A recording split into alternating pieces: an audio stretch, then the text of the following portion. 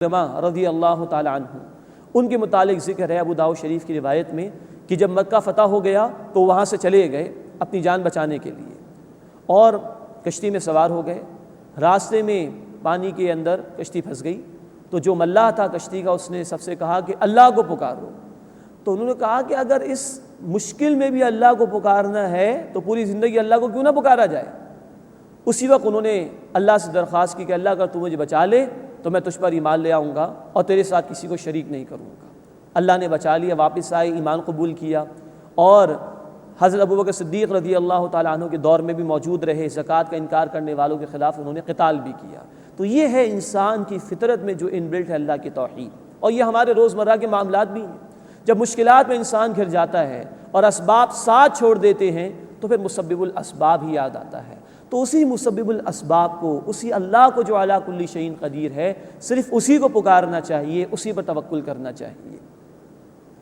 فلما انجاہم، پھر جب اللہ انہیں نجات دے دیتا ہے، اذا ہم یبغون فی الارض بغیر الحق، تو وہ اسی وقت وہ زمین میں ناحق سرکشی کرنے لگ جاتے ہیں۔ یہ ہے ناشکری انسان کی، نعمتیں وہ اللہ کی استعمال کرتا ہے لیکن اللہ کی نافرمانی پر آ جاتا ہے اور بغاوت پر اتر آتا ہے۔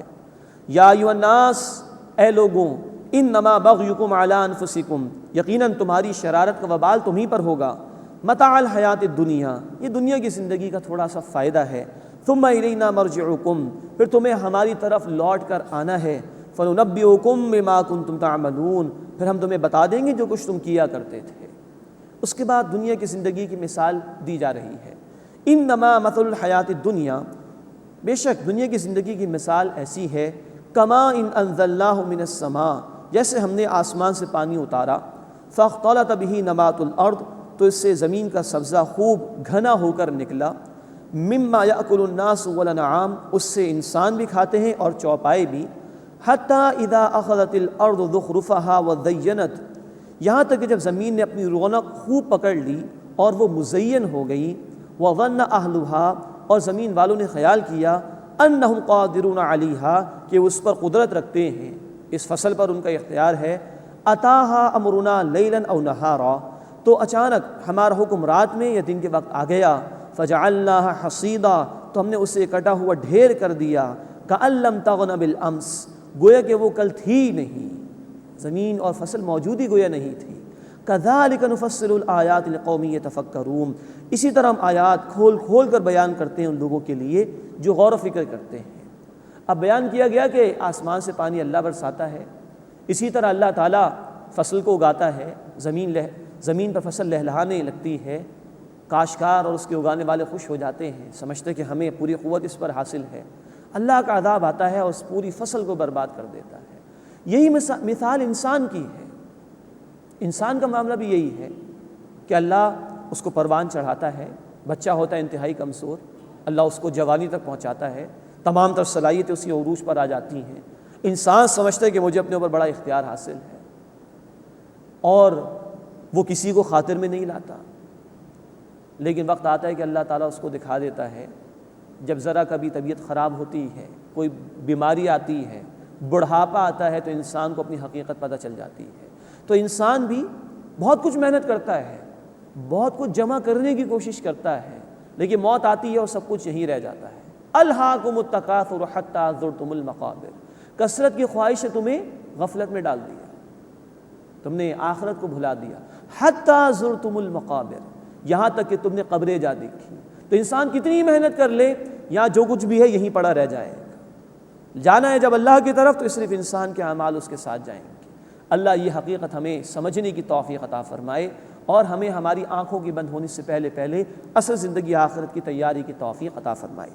کذالک نفصل الآیات لقوم یتفکرون، اسی طرح ہم آیات کھول کھول کر بیان کرتے ہیں ان لوگوں کے لیے جو غور و فکر کرتے ہیں۔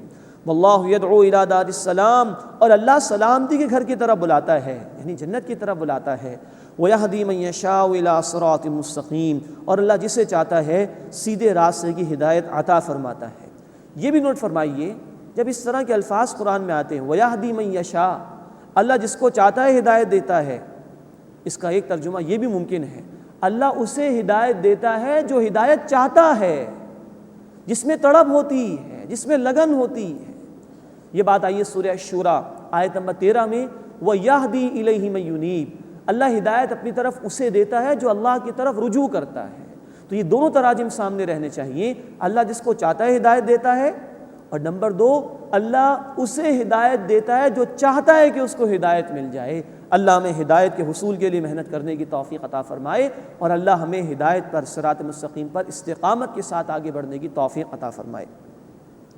لِلَّذِينَ أَحْسَنُوا الْحُسْنَى وَزِيَادَةٌ، جن لوگوں نے عمدگی کے ساتھ عمل کیا ان کے لیے بھلائی ہے اور مزید بھی ہے۔ اس مزید کی وضاحت فرمائی اللہ کے رسول صلی اللہ علیہ وسلم نے جامع ترمذی کی حدیث میں۔ جب اللہ تعالیٰ اہل جنت کو جنت میں داخل فرما دیں گے تو اعلان ہوگا اہل جنت کچھ اور بھی تمہیں چاہیے؟ تو وہ کہیں گے اللہ نے ہمیں جنت عطا فرما دی، اللہ نے ہمیں جہنم سے بچا لیا، اب ہمیں اور کیا چاہیے؟ پھر اللہ کی طرف سے اعلان ہوگا اللہ کے دیدار الہی کا، جو اللہ کا دیدار ہے اس کا اعلان ہوگا، اور اہل جنت اللہ کو دیکھ سکیں گے۔ یہ ہوگی سب سے بڑی نعمت جو تمام نعمتوں کے بعد اہل جنت کو عطا کی جائے گی۔ یہ ہے زیادہ، یعنی اللہ تعالیٰ کا دیدار۔ اللہ ہمیں اس کا مستحق بننے کی توفیق عطا فرمائے اور اس کے لیے محنت کرنے کی توفیق عطا فرمائے۔ لِلَّذِينَ أَحْسَنُوا الْحُسْنَى وَزِيَادَةٌ، جن لوگوں نے عمدگی کے ساتھ عمل کیا ان کے لیے بھلائی ہے، وزیادہ اور مزید بھی ہے۔ وَلَا يَرْهَقُ وُجُوهَهُمْ قَتَرٌ وَلَا ذِلَّةٌ، اور ان کے چہروں پر نہ سیاہی چھائے گی اور نہ ذلت چھائے گی۔ اولئک اصحاب الجنہ، یہی لوگ ہیں جنت والے، ہم فیہا خالدون، اس میں ہمیشہ ہمیشہ رہیں گے۔ اللہم انا نسألک الجنہ، اے اللہ ہم تجھ سے جنت کا سوال کرتے ہیں۔ والذین کسبوا السیئات، اور جن لوگوں نے برائیاں کمائیں، جزاء سیئۃ مثلھا، ان کا بدلہ اس جیسی برائی ہے۔ وترہقہم ذلہ، اور ان پر ذلت چھا جائے گی۔ ما لہم من اللہ من عاصم، ان کے لیے اللہ کے مقابلے میں کوئی بچانے والا نہیں ہوگا۔ کأنما اغشیت وجوہہم، ان کے چہرے اس طرح ڈھانک دیے جائیں گے، قطعا من اللیل مظلما، گویا کہ رات کے تاریک ٹکڑے ہوں، تاریکی ہی تاریکی ہوگی، سیاہ ہوں گے چہرے بالکل۔ اولئک اصحاب النار، یہ آگ والے ہیں، ہم فیہا خالدون، اس میں ہمیشہ ہمیشہ رہیں گے۔ اللہم اجرنا من النار، اے اللہ ہمیں آگ کے عذاب سے محفوظ فرما۔ وَيَوْمَ نَحْشُرُهُمْ جَمِيعًا، اور جس دن ہم سب کو اکٹھا کریں گے، ثُمَّ نَقُولُ لِلَّذِينَ أَشْرَكُوا، پھر ہم ان لوگوں سے کہیں گے جنہوں نے شرک کیا، مَكَانَكُمْ أَنْتُمْ وَشُرَكَاؤُكُمْ، تم بھی اور تمہارے شریک بھی اپنی جگہ رہو۔ فَزَيَّلْنَا بَيْنَهُمْ، پھر ہم ان کے درمیان جدائی ڈال دیں گے۔ وَقَالَ شُرَكَاؤُهُمْ، اور ان کے شریک کہیں گے، مَا كُنْتُمْ إِيَّانَا تَعْبُدُونَ، تم ہماری بندگی نہیں کرتے تھے۔ یہ اب ذکر آ گیا کہ مشرکین نے جن جھوٹے معبودوں کو پکارا وہ ان کے شرک نفی کر دیں گے۔ اس میں نوٹ فرمائیے کہ انسانوں کو بھی پوجا گیا ہے۔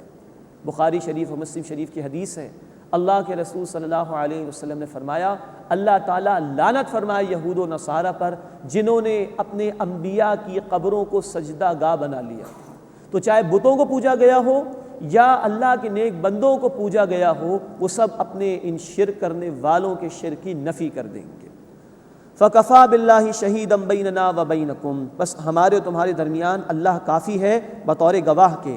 إِن كُنَّا عَنْ عِبَادَتِكُمْ لَغَافِلِينَ، بے شک ہم تمہاری عبادت سے بے خبر تھے۔ هُنَالِكَ تَبْلُو كُلُّ نَفْسٍ مَا أَسْلَفَتْ، وہاں ہر کوئی جان لے گا جو کچھ اس نے آگے بھیجا، سب کچھ وہاں پر ظاہر کر دیا جائے گا۔